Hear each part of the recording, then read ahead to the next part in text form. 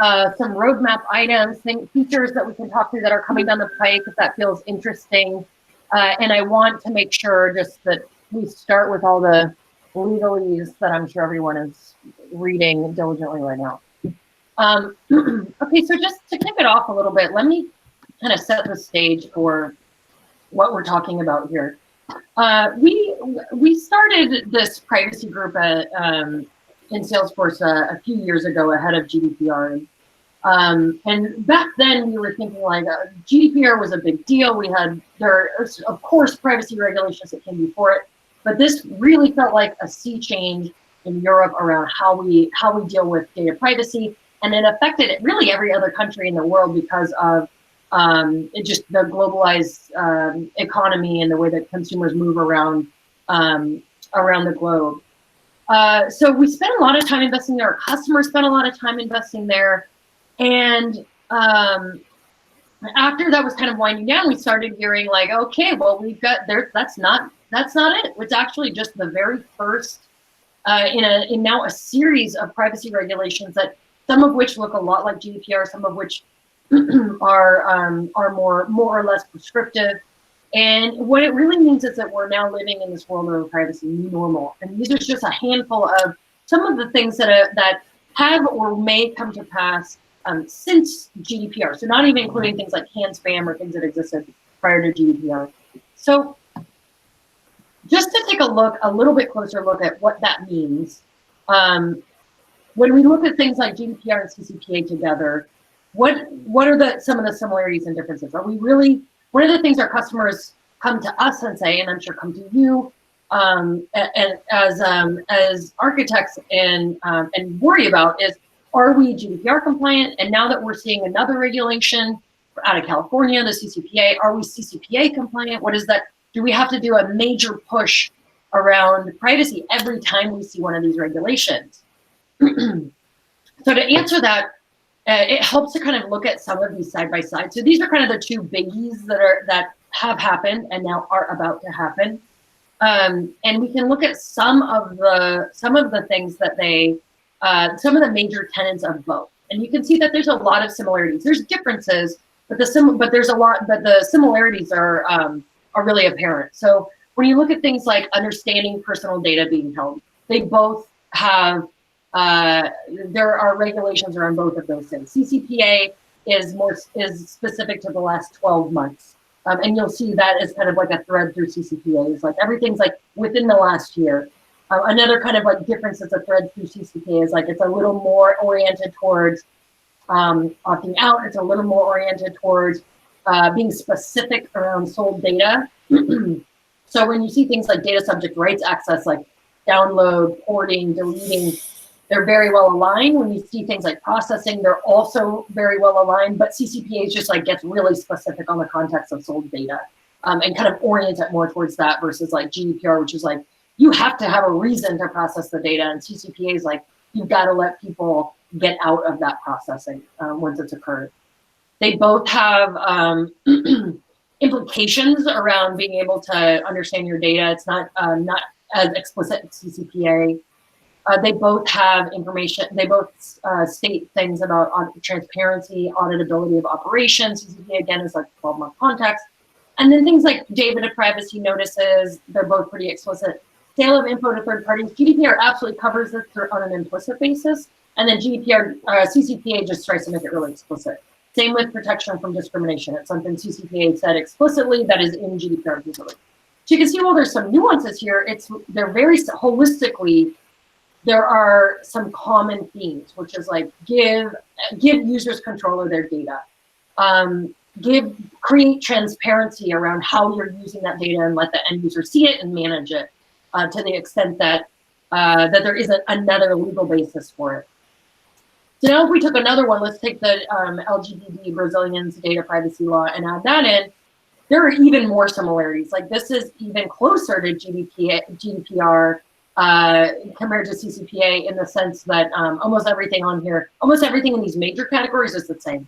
There's a few minor differences, like GDPR is explicit between things like pseudonymization and anonymization, and those get handled a little differently. LGBT does not make that distinction. So pseudonymization does not get its own category. You basically have to anonymize to have something considered to be usable as anonymous data. But otherwise, they're really similar. So we're seeing these like very common threads that help us to create a framework to treat data privacy more holistically. And so when we're thinking about all of the different myriad companies and services and customers that are having to wrangle with this increasing landscape, these are what we want to do is be able to kind of think through what are these common threads. So this is like, those are the three we just looked at, but we've actually got a whole bunch more dots than that, and even more than that. And all of these have like some slight variations, but on the whole, there's really a lot of similarities in a few areas.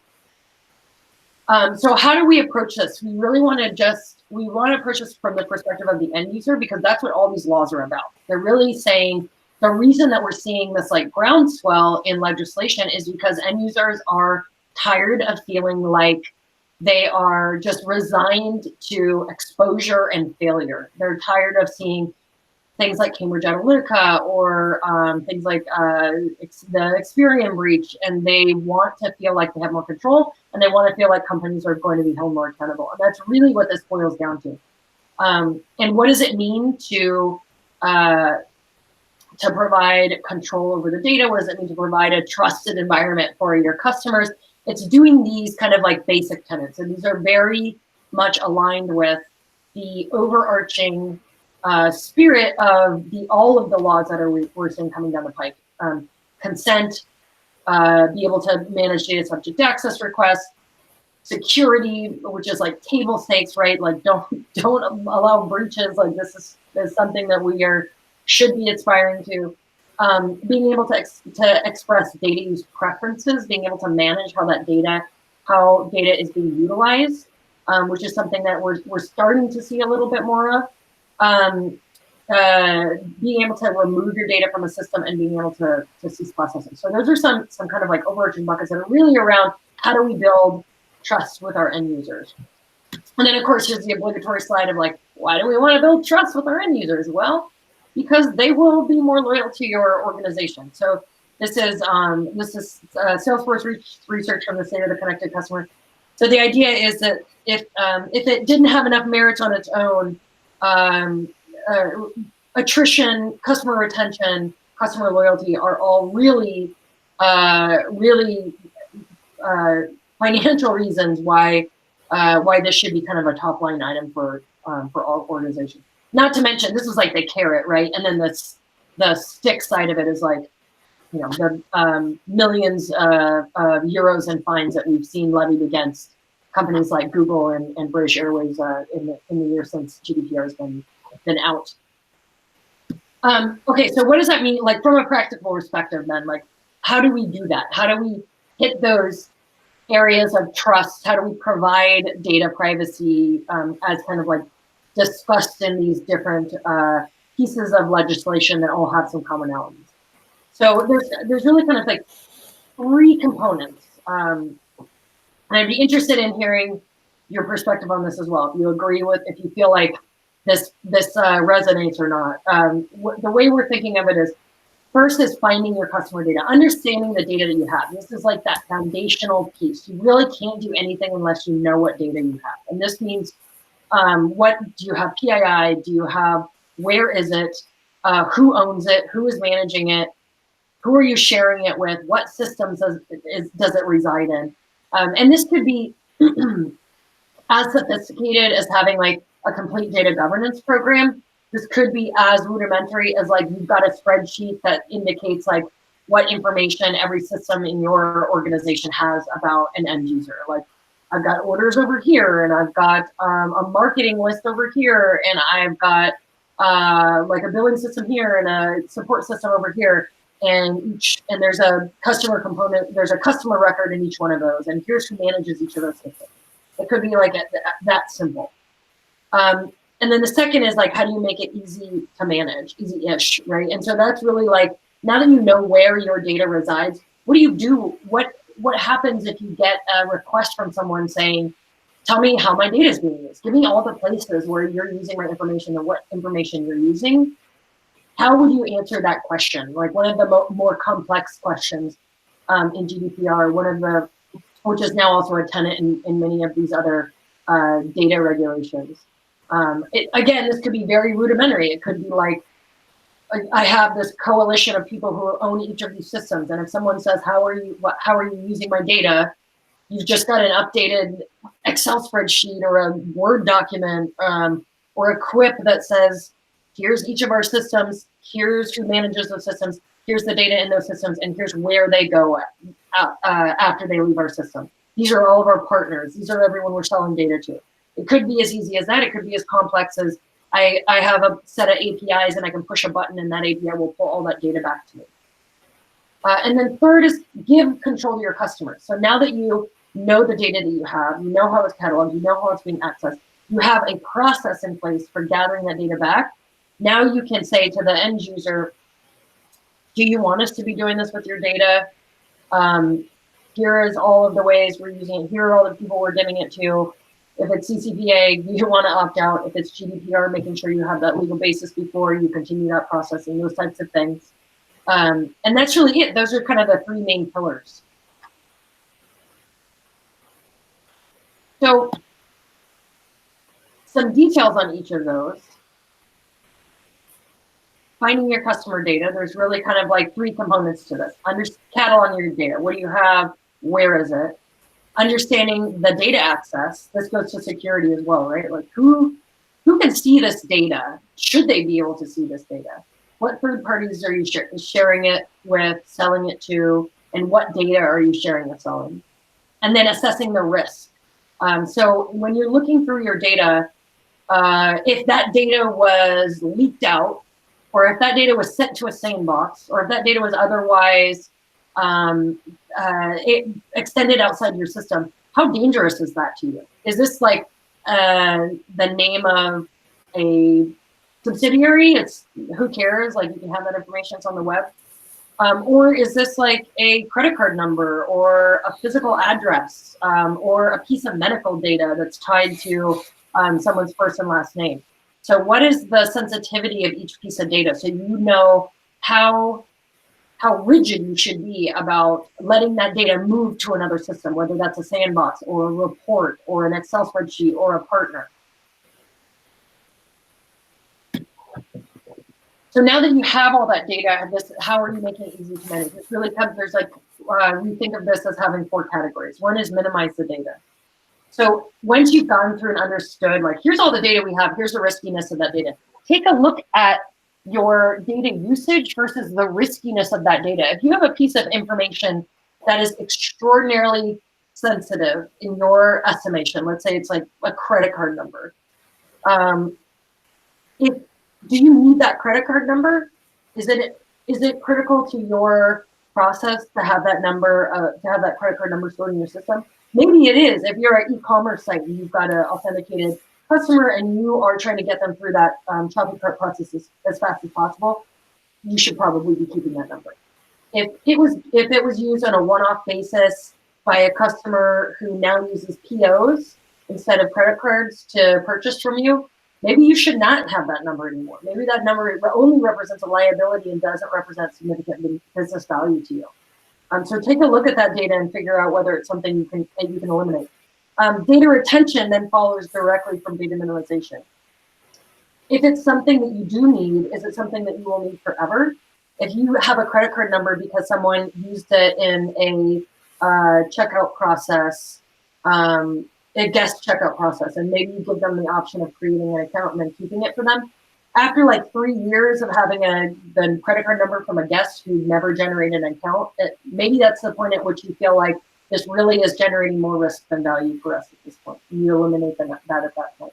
So just understanding what your personal risk tolerance and retention plan for those pieces of data will help you create kind of a solid privacy program.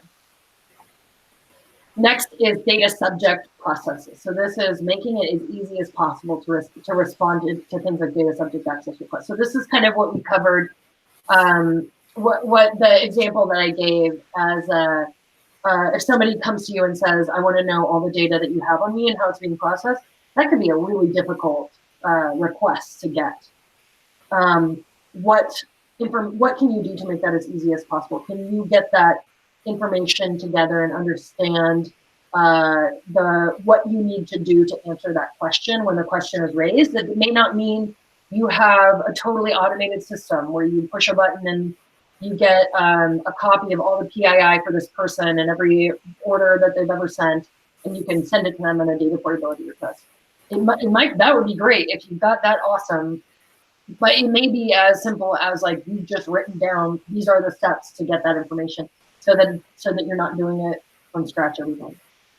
And then finally, review and enhance your security. So making sure that only people who need access to data have it, and they only have access to the data that they need at the time that they need it. If you've got an order management system that has a list of everything that someone has ever purchased, who needs access to that? Okay. Like, does a support person need access to that? Potentially. Do they need access to it only on the time when they're on the call with a specific customer? Probably that's best. So think through just the scenarios in which someone needs access to that data and try to restrict the data access to those scenarios to the extent that you can.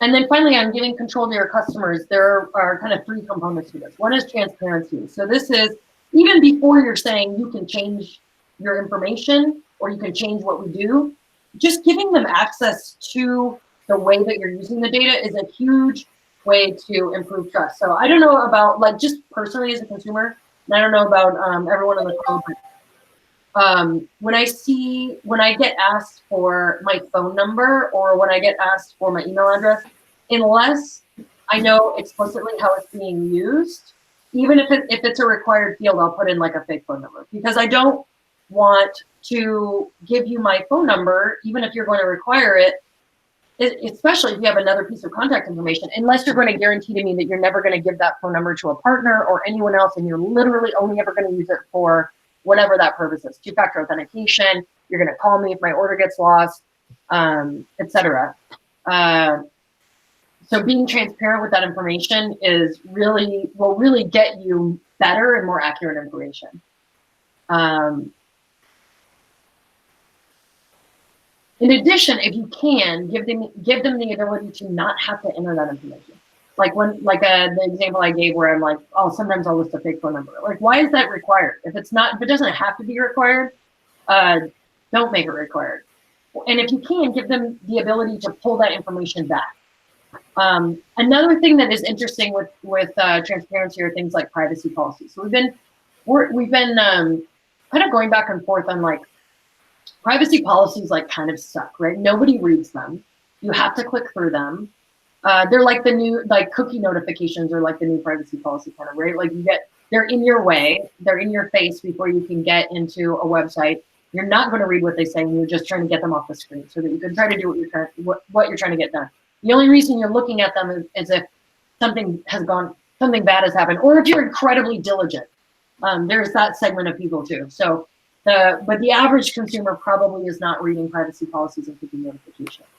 So is there a way for, what we're thinking through is, like, is there a way for us to make those work better, where we can say, like, instead of saying we have like carte blanche to do whatever it is we're going to do with your data and share it to partners and et cetera, can we give you like an explicit outline of this piece of information will go to these 3 places. It will be used for these 3 purposes. And if it's shared externally, it's shared with like these specific vendors. And more like, almost like a bulleted list of here's your information and here's how you're using it. Something that becomes a little more useful to people who are clicking through those. And then if you can, let them choose how that information actually gets used. So that's kind of the transparency access option there. Then data rights access. So giving your customers data rights access. Obviously, this is mandated, right, by the privacy policies that are out there today, by the regulations that are out there today. So So some of this is like, we don't have a choice anyway, but giving people the ability to exercise their data rights in the most automated way that they can is ideal. So not making it intentionally difficult for them to jump through hoops, but allowing them to kind of get through that process as seamlessly as possible. And then finally, consent preferences. So this is basically like if you are doing a thing with a customer's data, give them the ability to opt in and out of it. If you're sending them emails, for example, let them opt out of it. Obviously, you don't want them opting out of things like the bill that you're going to send to them for the services rendered. That's something that you kind of have to recoup payment. You need a way to reach out to them. But in terms of things like email and data use, to the extent that you can, give the end users the ability to manage their own consent and preferences within the system. And that's kind of the philosophy, or the kind of like way we're thinking about it. I'm curious if that feels like it resonates with the people on this call, or if there's things that like are missing here, or customers or examples that you have of data privacy that's like outside of some of these things that we just discussed. All right. Anyone got anything to share? All right.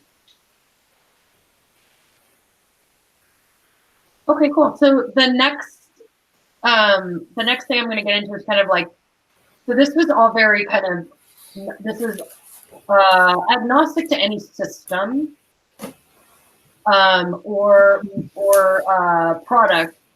And now I'm going to kind of get into some of the things that we are trying to implement to make available to our architect community, to our customers, to build on top of, to help in some of these areas. So the first thing that we have introduced is this concept of data classification. So this really goes to that item number one, building a solid foundation, having data governance, understanding what your data is and who owns it and how it functions. And so this is almost a year ago now, in winter 18, we introduced data classification. For the first time, we introduced these three fields: data owner, field usage, and data sensitivity level, to help our customers with categorizing their data. So data owner is basically like who owns this piece of information. So if you're doing that exercise of like this, gathering all your PII, understanding who's responsible for it, this is meant to help with that functionality. Field usage is meant to help tag fields when you're going through a data minimization exercise. So another component of that kind of data governance, that foundational layer. Is this a field that is currently in use? Is it something that maybe we can transition out? Is it something that we are going to deprecate? So kind of this like red, yellow, green in terms of eliminating fields. The third field is data sensitivity. So this is the kind of the level of sensitivity of the data. And we provide, initially in that first winter release, we just provided out of the box kind of 5 options, from like very low sensitivity to very high sensitivity. In the next release, we then went back and made it editable, because we found there were customers had their own data governance programs already. They have their own levels, and they want to use the levels as they see fit. So that's something that that we created for that kind of that first layer governance functionality. The other area where we really wanted to focus was consent. So this was something where in the platform, so the kind of underlying objects that support sales, service, communities, essentials, et cetera, there wasn't a lot there. There were 3 fields that existed on contacting leads. It's basically do not call, do not email, do not fax, and that was it. And we're finding that it was pretty insufficient for our customers who were trying to manage manage privacy, manage consent for their end users, and they were having to do these totally bespoke solutions. And we found that they were doing these bespoke solutions in similar ways. So we spent some time researching how people were managing the consent data set, and introduced a few objects that are in the platform today. And by the way, so data classification there, and it's free, it's just in the system if you want to use it. Consent, again, these are just available, they're there, they're in the system if you want to use them, if they fit into your kind of perception of a data privacy program that that you'd like to embark on. So level 1 we introduced about a year ago is called the individual. It is opt-outs that are aligned with very broad privacy protection. So things like, I don't want to be solicited to, I don't want to be tracked. These are actions against a person.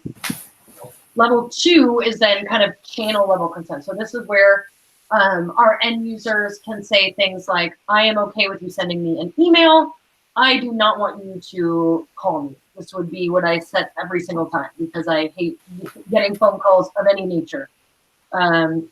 So this is a channel level object that we choose for that purpose that connects to individual. Level 3 is we're getting a level of granularity below that. This is where you can say something like, I'm okay with you emailing me, but I only want you to email me on my personal email address. I don't want to receive anything on my work email address. This is a consent of a personal nature. And then we added another layer, which is the purpose layer. So this is where you can be specific about the data use purpose for the communication. So here's where I can say something like, I'm okay with you emailing me, but only for the purposes of new product updates, say. And that would be an example of tying it back to that level 2 consent, that channel level consent. You could also say, I'm okay with you emailing me on my my personal email address, my Gmail address, for the purposes of webinars. So you could also address data use purpose with directly to contact point as well. So those are kind of like the kind of a tiered set of consent objects that we felt hit the common use cases our customers had around building consent into their kind of data management systems. We have there's a fifth object as well, which is a legal basis that ties to data use purpose that will also let you say things like, hey, this data use purpose is something the data subject can opt out of. It's, you know, it's consent to email about webinars or new product updates or what have you. You can also do things like, I'm going to send this person an email for the purposes of billing. Then your legal basis may be something like a contract, because you don't actually need user consent for that. Consent is just one of a number of legal bases you may have for retaining data or for reaching out to a customer. So that's another use for that legal basis object. So we just went through 5 or 6 objects there, and cool, like great. Now we've got a more robust way to manage consent, but we now have consent kind of all over the place. We've got it in like 5 or 6 different objects, and we've still got all of our pre-existing objects: contact, lead, person, account, user, that all represent a person. They could all be tied back to an individual, and that individual could then be tied back to consent. So now that we've got more objects, we've increased the complexity of the system.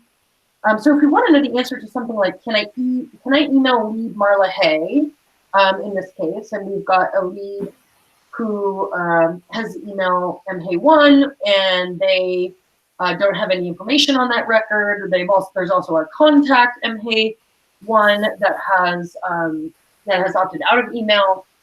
What's the answer to that question? So we added a consent API that we stuck on top of these objects that will do reconciliation of consent. So the purpose is to answer those questions that now have more complexity because there's multiple sources of data, and applied a greatest privacy privilege perspective on it. so that if you are asking a question, we will go out and figure out, is there anywhere this person has said they don't want us to do this? And then the answer will be no. Is there any place where we don't know what the answer to this is? And we'll return that response. Or if they've, everywhere this information is available, they've said, yeah, go ahead and do it, then we'll return, yes, you can go ahead and do it. So in this case, we said, can I email this lead? And I'm giving it the lead ID. We'll go back to the ID. We'll see it's linked to an individual. We'll look at everything else linked to the individual. We find the contact opt-out is set to true, and we'll say, oh, okay, if they've opted out of a particular email address, we will indicate that they cannot be emailed, and that's what you'll see in this result.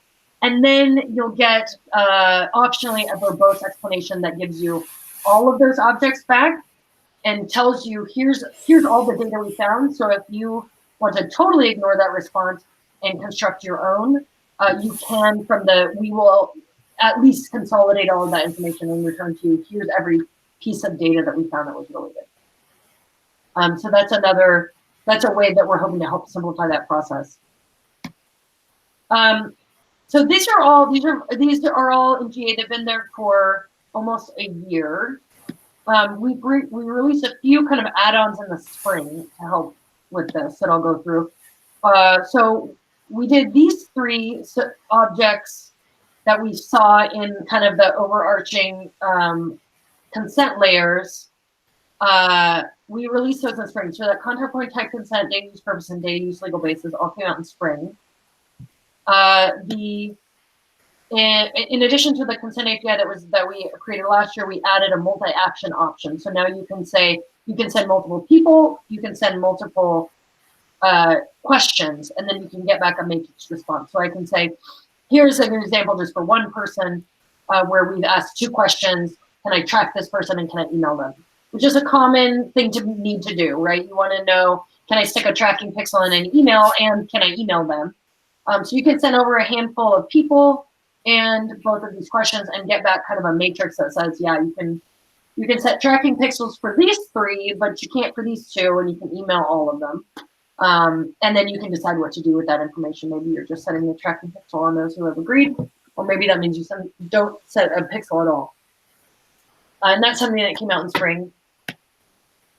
And then we also added some default classification. So we heard from some customers like, what do you think? How do you think these should be categorized? So we were testing out a default classification mechanism where we have pre-classified objects that represent people. So the individual object, contact, lead, person account, user, and then set those defaults. So to give our customers kind of a starting point for here's like an example of how we think you could use the security classification. Those can all be overwritten by custom values, and it's of course not set in stone, but it gives you kind of a starting point. We also, as I mentioned, we added editable classification for customers who already have their own data governance values and who are looking to do something a little more custom, so you can completely wipe out our classification settings and create your own. And we also added a CSP upload. So with metadata, the way to get data in and out. Oh, sorry, go ahead. Did someone have a baby question? Great question. I think that baby was asking about data uploads. So the way to do upload and download with metadata is through the tooling API for download and the metadata API for upload. So we wanted to make it a little bit easier so that you weren't having to kind of like cycle through our standard APIs to do that. Because you can't do you can't do things like the bulk API and metadata. So we created this data classification upload so you can do it with CSP instead of having to go through the API. So just a convenience feature based on the fact that a lot of our customers are managers in CSP anyway, and the metadata APIs aren't always the easiest to work through when you have a whole lot of data that you're trying to update at once. And then this summer, we added a pilot for contact point consent that was one of the objects that are related to specific email addresses and phone numbers. That object is planned for GA in our next release that comes out in February. If anyone would like early access to it, just send me an email with your org ID. I'd be happy to turn it on for you. And then we also added authorization forms. So this is another area of consent management where we wanted to provide our customers the ability to record when people agreed to things like privacy policies or when people signed any type of form. So this is like a framework where you can indicate I have a privacy policy or I have a form. Like for example, we have customers with HIPAA forms where you're listing the version number, the effective dates, you're tying it to a specific text. So here it's privacy policy English. So you can have different kind of like jurisdictions or languages or regions of the text. And then you can record consent against those. This allows you to do things like if someone is authenticating into your website, you can take a look at the most recent privacy policy that they have consented to, and if you have a newer version, then you can pop up that request to agree to that latest version of the privacy policy. So this is something that's that is currently GA that's available out on the platform today as well. And then for data classification, we heard feedback from customers that although the gradients are nice to have, there is a desire to basically categorize some things as like black or white. Like these fields are high risk and these fields are not high risk.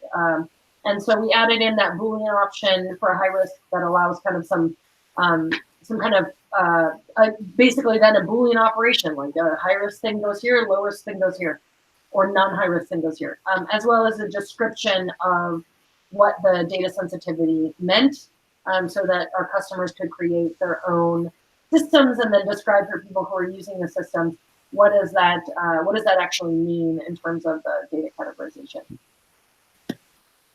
And then finally, we added the data classifications to the set of audit trails so that any changes that are made to the data sensitivity of the field is noted, and any changes made to the data sensitivities themselves are also noted here. So you can see we are doing things like adding area 52 in this example to our data sensitivity kit list. And then finally, so we've got some roadmap items. These are actually now just coming out. We started a consent event stream. So this is what we're trying to do here is make it so that, again, consolidate the fact that we keep adding consent objects. So now we think we're up to like 12 different consent objects. And there, we wanted to give one place to subscribe to changes to those objects so that if you wanted to sync to other clouds or you wanted to sync externally, you have one place to listen to within platform events, and then can send those signals out to any system that you need. We also added security classification reporting, which did not exist prior to this. So you could get a CSP download, but what we really wanted our customers to be able to do is actually run reports that show what has been categorized, what hasn't, what's coming new. So we added that in the winter release. It is a custom report. So you'll go to your custom report section.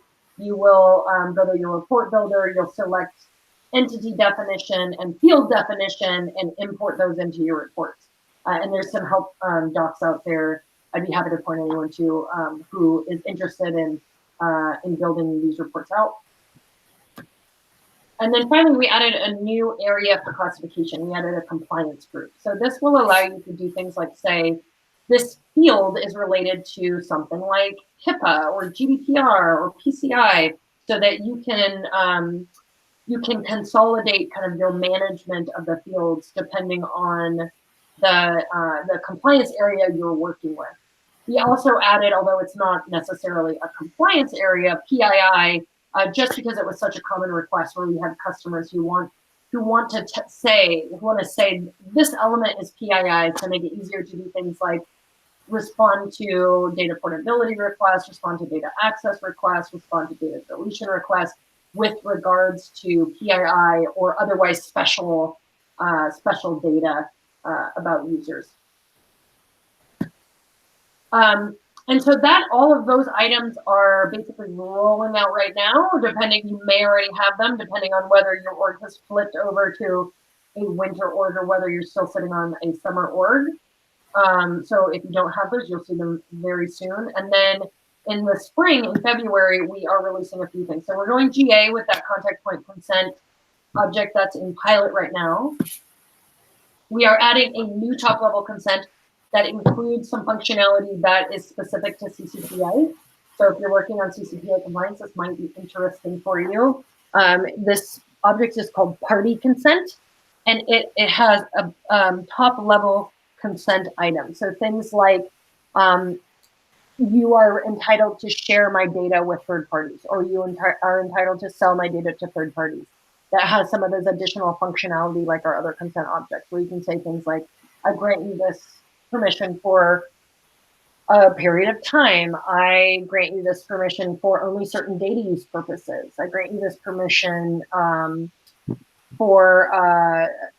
have opted into it a second time if you're in Germany and have a double opt-in requirement. So that's something that will be available. It starts to roll out, I think, in December to sandbox orgs, and will be all the way rolled out in February. So you'll start seeing that at the end of the year, and it should be all the way out by mid-February.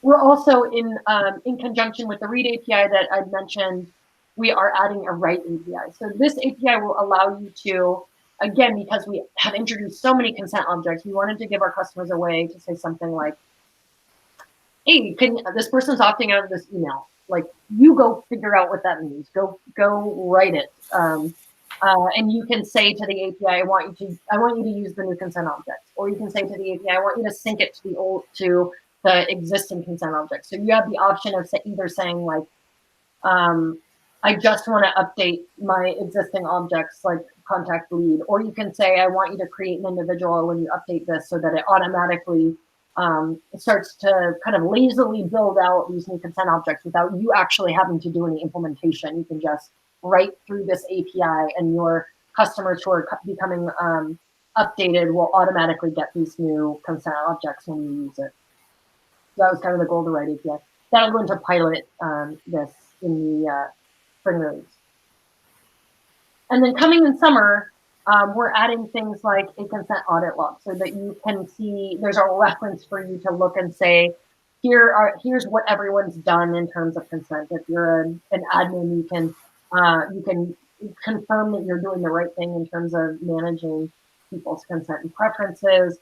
We're looking at doing filters. So we've got people like support reps who need to see just a sliver of like Marla's consent history because I called in and said, hey, I told you I didn't want you to email me anymore, and you're emailing me anyway. You can look back and say like, oh, that you actually did not opted out of this, but here, let me help you work on that,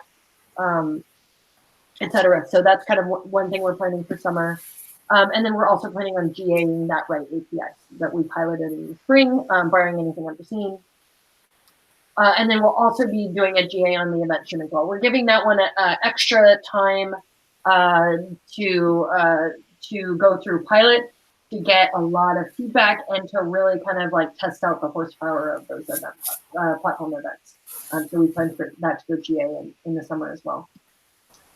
And that kind of covers, so those are all the tools that we're trying to kind of like fill in based on that overarching goal of those three tenets. Give your customer, understand the data that you have, create process to make it easy to manage, and then give customers control. So those are like places where we're trying to fill in where we see gaps or where we see places we could be doing better, things to help there. What we would really love to hear from you is if there are other gaps that we are missing, if there's functionality that you wish that we were building, and if there's tools that you're using, how we could improve them.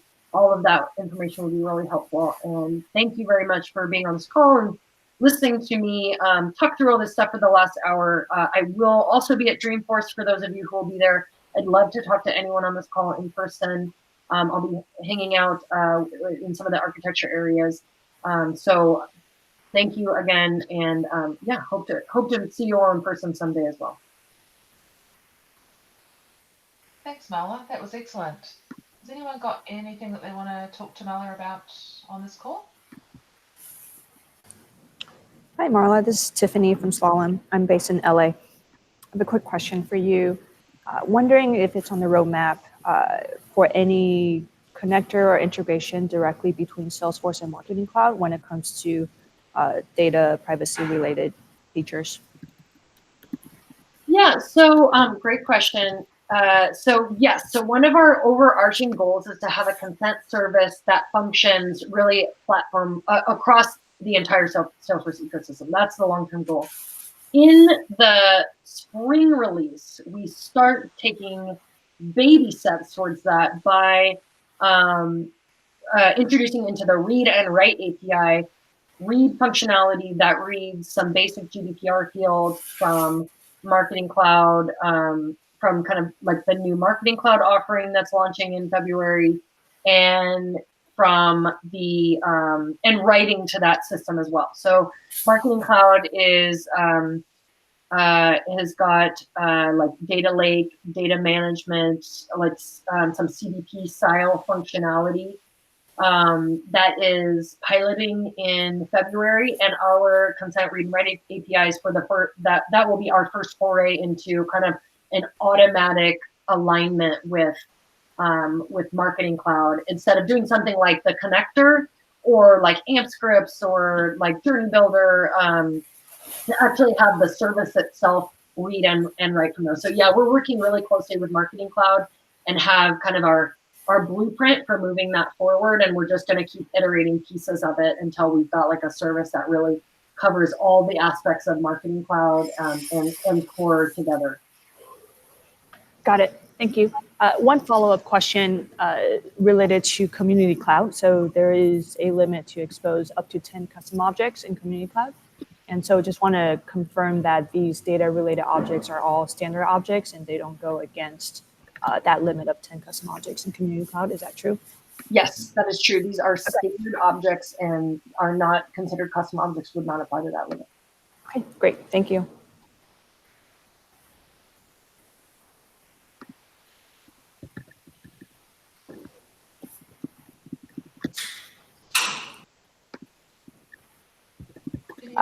One more question if no one else is going to go. This is Tiffany again. Marla, wondering if you have any customer stories or project success stories around data privacy built on a Salesforce platform that you're able to share with the group.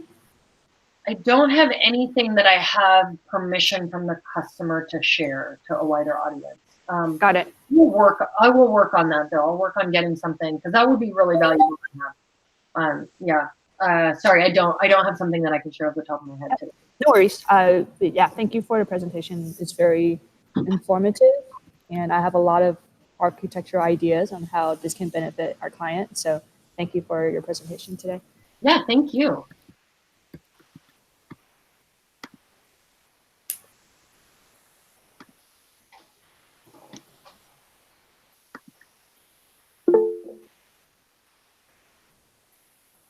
Okay, so if there's no other questions, anyone else got anything else they want to discuss?